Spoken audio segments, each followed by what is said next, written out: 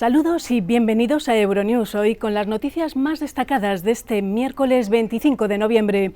En este Día Internacional contra la Violencia de Género, comenzamos con los testimonios estremecedores de mujeres que fueron violadas y torturadas en las cárceles de la dictadura uruguaya. Seguiremos con la polémica ley francesa de seguridad que avanza hacia su aprobación entre protestas y críticas. Les hablaremos sobre los planes de desescalada en Europa, a pesar de un pico de muertes por COVID-19 en esta segunda ola. Hablaremos también del protocolo de vacunación en España, que podría comenzar en enero.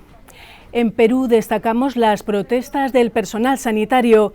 Y para terminar, acompañaremos a dos activistas ecológicos en su particular recorrido desde Marsella a París, recogiendo mascarillas y otras basuras. Estas y otras noticias enseguida, y ahora los titulares. Relato estremecedor de mujeres que fueron violadas y torturadas en las cárceles de la dictadura uruguaya. Hablan tras muchos años de silencio. El gobierno francés avanza en la aprobación de su ley de seguridad, entre protestas y críticas de quienes la consideran una deriva autoritaria y una amenaza a la libertad de prensa. Varios países europeos anuncian sus planes de desescalada en medio de un aumento inesperado de las muertes por COVID-19.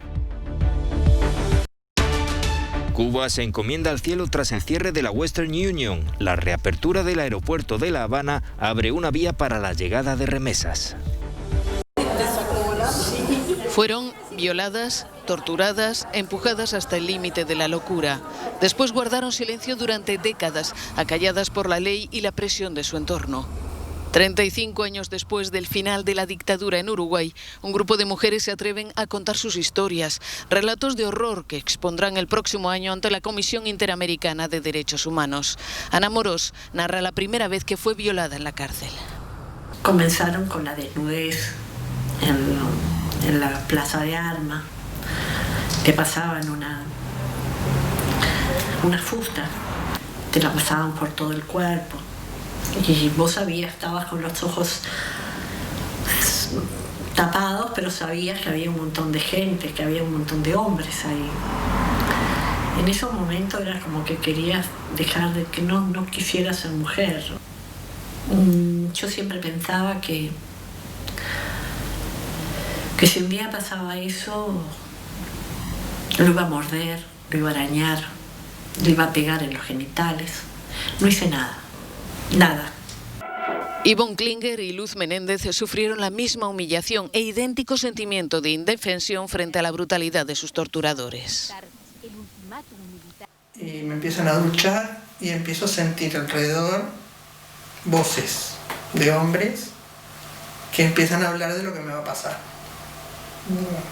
Vas a quedar en manos nuestras, y te empiezan a hablar sobre tu cuerpo. Esto está bueno, esto es para mí.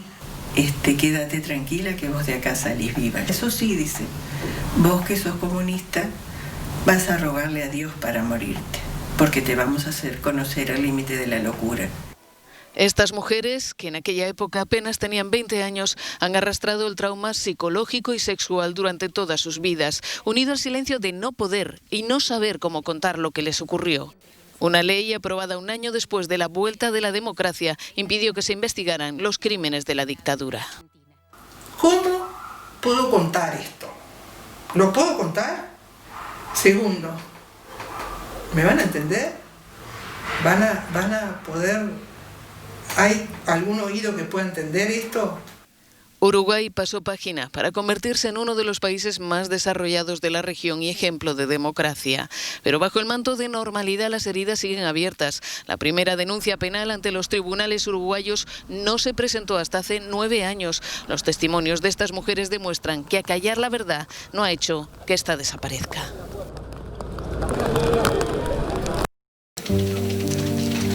Aïssatou, Alexia, Marie, Christelle. Son los nombres de mujeres todas asesinadas por sus maridos o exnovios. La ilustradora francesa Fanny Vela les rinde tributo con Detrás de las cifras. El recuento de muertas cada año es dramático, pero no me dice nada. Lo que sí me habla es una cara, un nombre, una edad, saber quién era esa persona. Los parientes y amigos de la mujer describen a la ilustradora como era su madre, su hermana o su amiga, y luego ésta publica sus retratos que reflejan sus personalidades en las redes sociales. Les devolvemos algo de visibilidad a través de unos retratos que nos cuentan que esas mujeres tenían una profesión, amigos, pasiones, que reían un montón, pero que también tenían muchos defectos. Quizás eran gente que no dejaba traslucir nada al exterior. Haute-Claire era amiga de una de las víctimas dibujadas, Hilal, que fue asesinada por su exmarido en febrero de este año. Ella era una compañera de trabajo y una amiga, era divertida, llena de vida. El retrato de Hilal es como un bálsamo para su amiga y su familia. Es una manera de devolverle su humanidad, de que la gente sienta su pérdida. También es importante mostrar que todas esas mujeres no eran unas pobrecitas que se pasaban el día llorando. El feminicidio no es eso, es anular a una mujer libre y convertirla en una posesión. Voilà, c'est pas ça le féminicide en fait. C'est d'effacer une femme qui est libre et c'est une histoire de propriété en fait, ils se les approprient. El pasado año, al menos 146 mujeres fueron víctimas de feminicidio en Francia, una muerta cada 2 días. En el Día Internacional para la Eliminación de la Violencia contra la Mujer, las asociaciones vuelven a alertar. Este año el contexto es todavía peor. Debido a los confinamientos, los casos de violencia de género han aumentado en toda Europa. Raphaël Vivant, in Lyon for Euronews. En medio de protestas, de críticas de la prensa, de los partidos de izquierda y de grupos de defensa de las libertades, el gobierno francés dio este martes un nuevo empujón a su polémica ley de seguridad global con su aprobación en la Asamblea Nacional. Esta ley prevé castigar con penas de hasta 1 año de cárcel y 45.000 euros de multa la difusión de imágenes, fotos o de cualquier otro elemento que permita identificar a los policías durante sus intervenciones. Según el gobierno, se trata de proteger a los agentes, víctimas de amenazas, en particular en las redes sociales.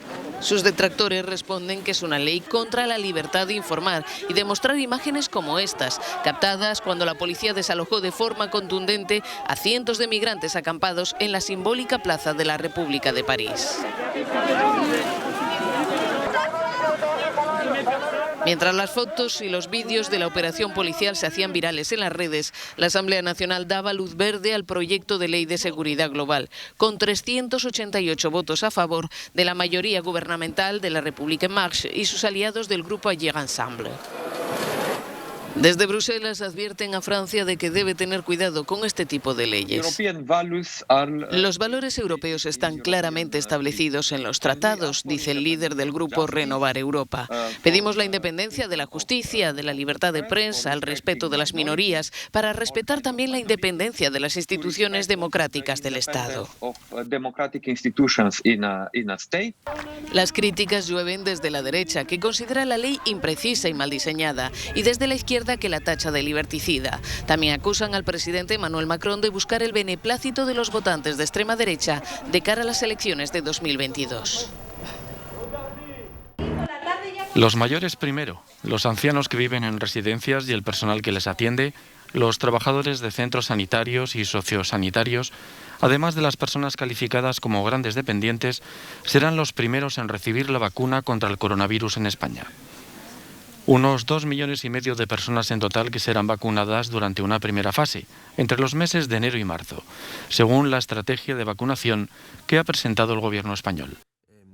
De acuerdo con la información que les he trasladado, en nuestro país vamos a adquirir aproximadamente unos 140 millones de dosis que permitirían inmunizar o vacunar, mejor dicho, a unos 80 millones de personas. Por tanto, habrá dosis de vacuna para vacunar al 100% de la población. Vamos a ver qué porcentajes alcanzamos. También les he dado la referencia de que nuestro país tiene una fuerte tradición de vacunación y que pensamos que con la explicación adecuada a la ciudadanía, a los profesionales sanitarios, vamos a alcanzar porcentajes altísimos de vacunación.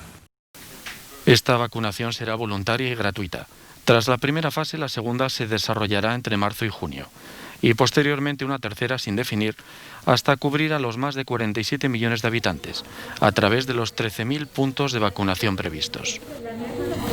Por otra parte, la mayoría de las regiones españolas continúan con la desescalada, con el levantamiento parcial de algunas restricciones tras confirmarse el descenso en el número de nuevos contagios por coronavirus. Sin embargo, el gobierno español prevé mantener el toque de queda nocturno, que será desde la 1 de la madrugada hasta las 6 de la mañana durante los días 24 y 31 de diciembre. También propone limitar las cenas a un máximo de 6 personas. Respecto a los viajes internacionales, España exige desde esta semana una prueba PCR negativa a todas las personas que entren en el país por vía aérea o marítima, una medida que se mantendrá. Con las festividades a la vuelta de la esquina, Francia anunció su plan de desescalada que dará fin al segundo confinamiento impuesto desde octubre.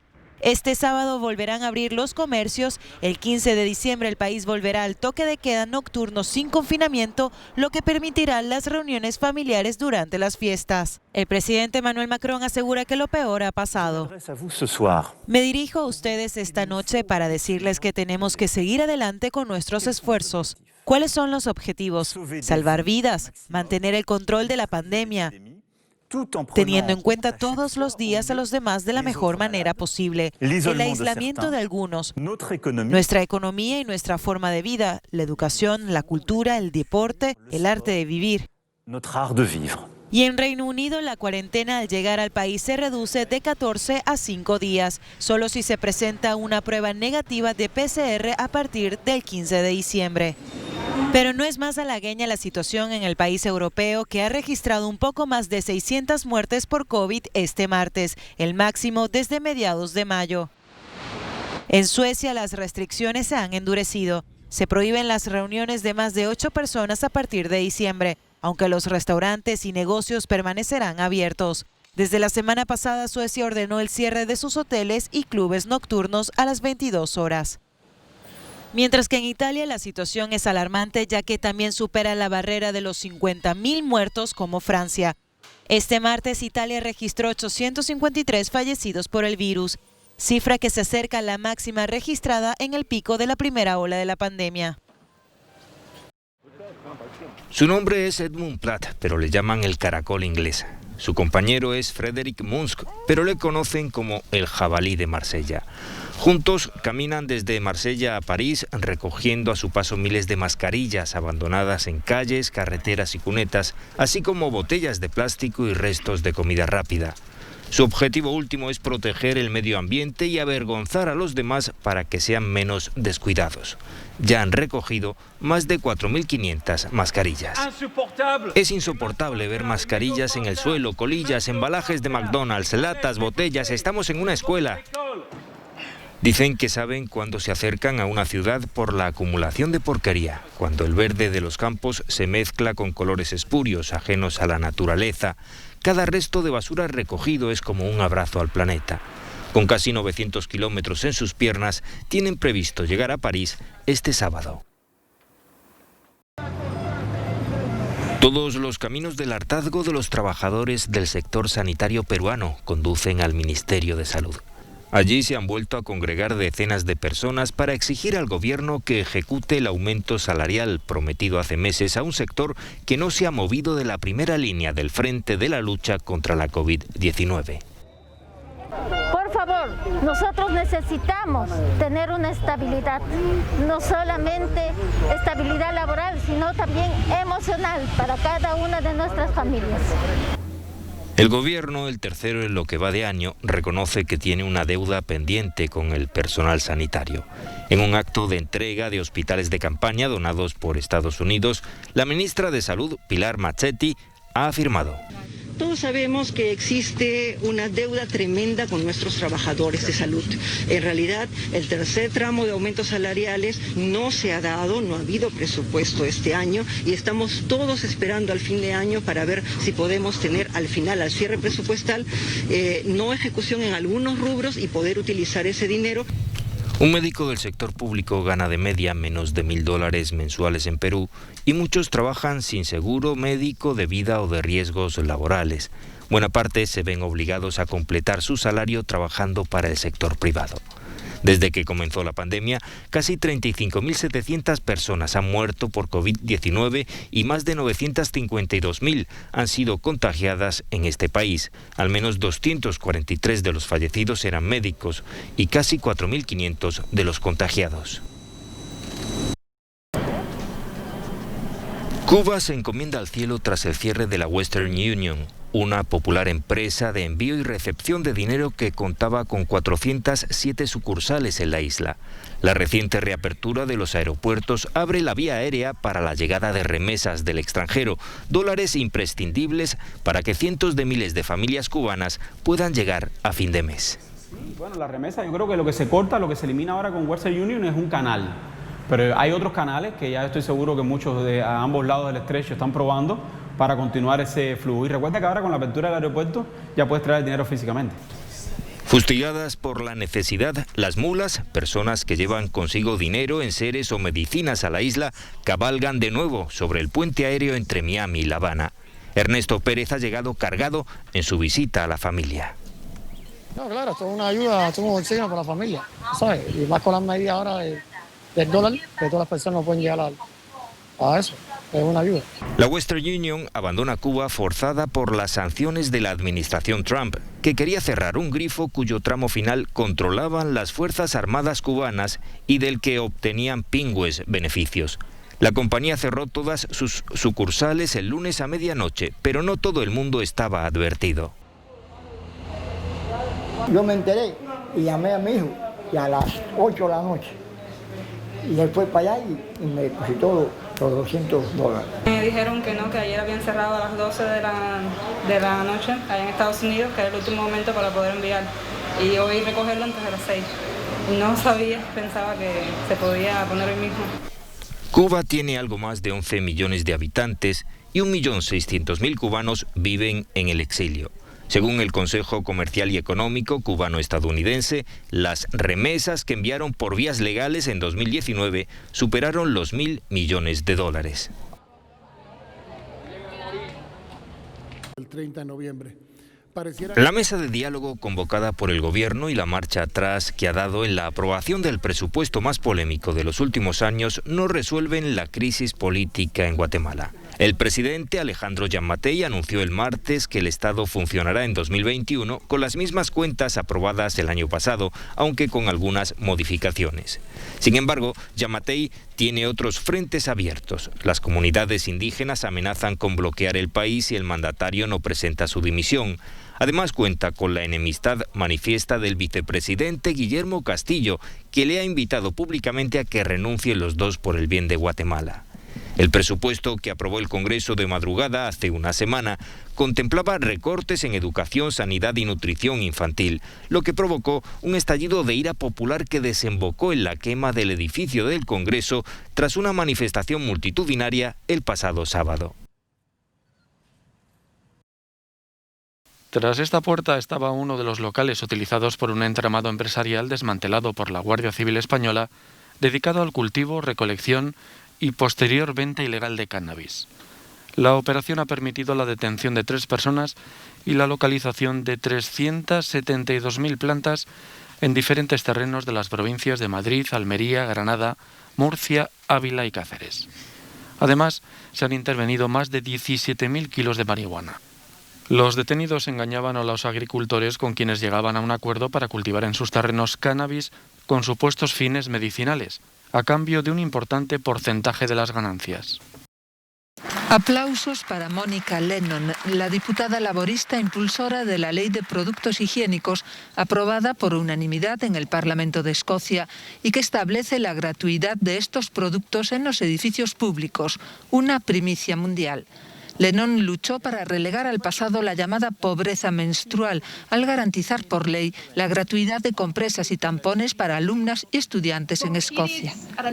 La menstruación es algo natural, pero puede resultar muy cara. En los 4 años de mi campaña hablé con muchas chicas jóvenes estudiantes que no podían comprar estos productos o que no se atrevían a pedir en casa que les comprasen compresas o tampones, o sea que puede ser muy estresante para las jóvenes.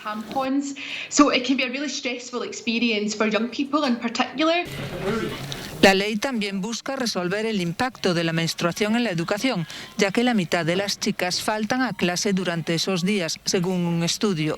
Echando cuentas, si la regla dura unos 5 días, el gasto mensual de tampones y compresas es de 10 euros y no todas las mujeres pueden pagarlos. El gobierno británico también tiene un grupo de trabajo para abordar la estigmatización y la educación en torno a la menstruación.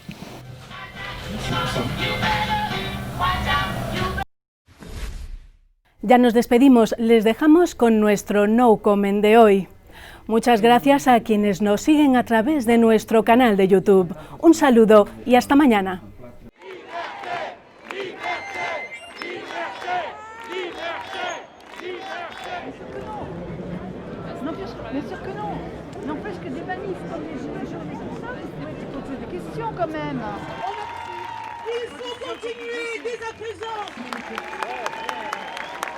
On frappe à terre, on nasse les gens, les élus.